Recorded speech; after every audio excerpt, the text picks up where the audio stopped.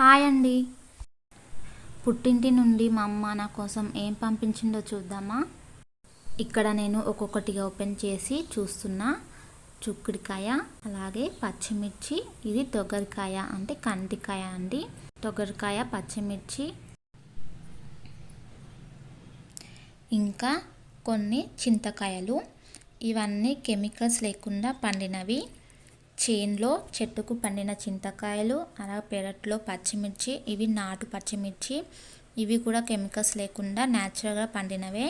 ఇలా సన్నగా డార్క్ కలర్లో ఉన్నాయి కదా, చాలా ఒక్క మిరపకాయ వేసినా చాలా కారంగా ఉంటుంది, చాలా రోజులు వస్తాయి.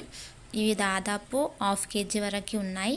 ఇలా వీటిని తొడిమలు తీసుకొని ఇలా కవర్లో స్టోర్ చేసుకుంటున్నాను.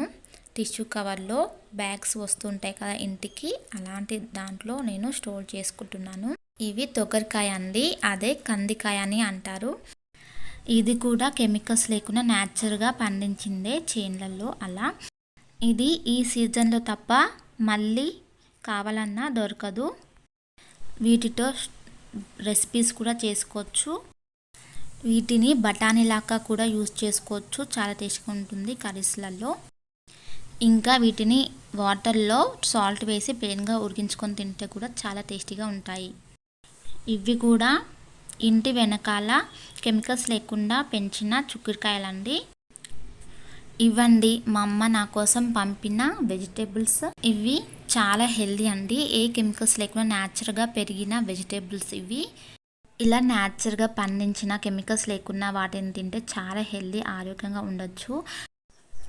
అమ్మ పంపించిన వెజిటేబుల్స్ అన్నీ ఇలా ఆర్గనైజ్ చేసుకున్నాను. వేరే టిష్యూ కవర్స్లోకి ట్రాన్స్ఫర్ చేసుకున్నాను. వీటిని ఫ్రిడ్జ్లో ఆర్గనైజ్ చేసుకోవడమే, అంతేనండి. ముఖ్యంగా పచ్చి కందులు, ఈ తొగరికాయలో హెల్త్ బెనిఫిట్స్ చాలా ఉంటాయండి. వీటితో రెసిపీస్ పోస్ట్ చేయడానికి ట్రై చేస్తాను. అంతవరకు నా వీడియోస్ని చూస్తూ ఉండండి, అలాగే లైక్ చేయడం మర్చిపోకండి. Thank you for watching.